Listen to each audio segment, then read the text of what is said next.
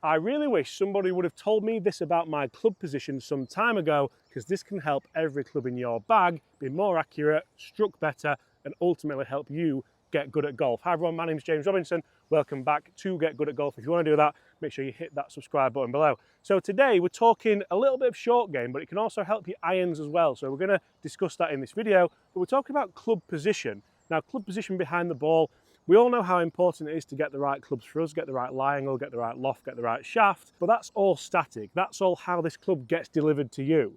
But realistically, what do we do dynamically to this to help? So you can see we've got quite a difficult shot here. We've got nothing in the way, but the pin is on a little bit of a ridge. So a difficult shot to get close. We need to get the strike here. So essentially what happens if I just set this wedge down with a nice flat lie angle? You can see there's plenty of loft on here. It's a Tacoma Skyforger 56, and I can work this around and get nice loft. But essentially, what do I want to do here? Say if the ball's not on a great lie, say if it's sat in a little imperfection, of which there aren't many to be honest here at Woolly Park Golf Club, but you do find them. This works really nicely on bare lies. It works really well out of the rough as well. But it's going to change what we do with the lie angle of this club. So we all know that in a bunker, we want the lie angle to be this way. We want to make sure that loft's pointing towards the target because we're opening the face up.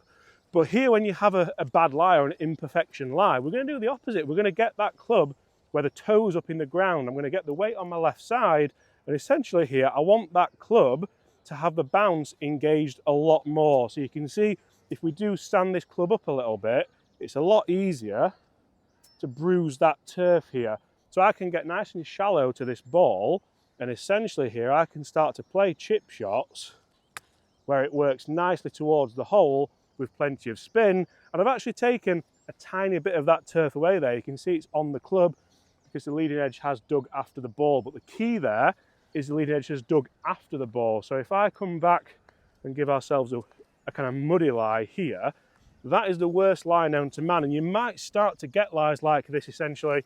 Now we're moving into the season. Placing might well be off where you are. Here in the UK, England Golf have actually extended placing because we've had such a wet winter, which to be honest, makes it incredible that Woolly Park is in the condition that it's in. Hats off to the boys. But if you're going to find an imperfection lie here, just standing this club up, you can open the face if you want, you can get more loft on if you want, but I don't think you need to, because what we're doing here by having that lie angle a little bit more upright is allowing the toe of the club to work smoother on the ground, because there's more bounce here than there is on the heel, so you get a little bit more relief there.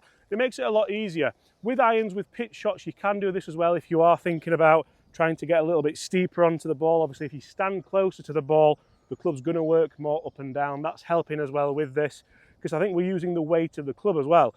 Now, this shot would give me huge anxiety if I had a card in my hands, unless I knew this technique, unless I knew this could help.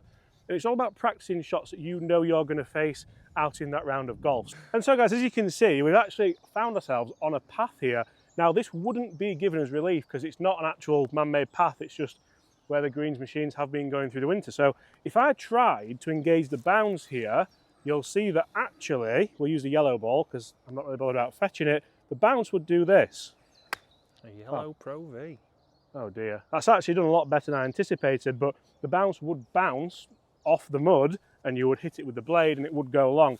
If we start to get the club working as we wanted to with the lie angle, we get closer to it, we set the toe up in the air, you can actually start picking this ball off nicely. You heard that nippy strike there, and that had a lot more control on it, a lot more spin on it, and it's really going to help you think about how potentially you can strike these golf balls better and get that ball a lot closer to that. Oh, that was delightful. But see the spin on that?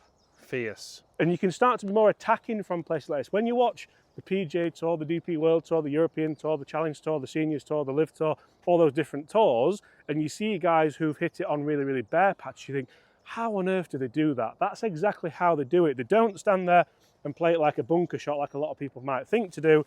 They actually get closer to it, get that lie angle working better for you, and use the weight of the club to get the strike on the ball.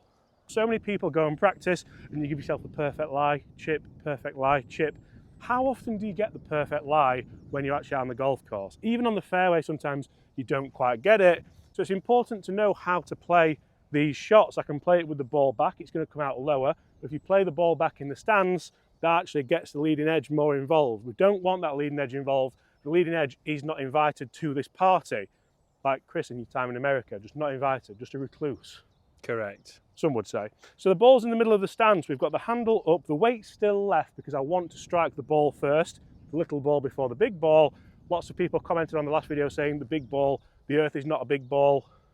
It is for me anyway. So for that analogy, weight left, handle up, and almost feel like the club's working up and down a little bit more.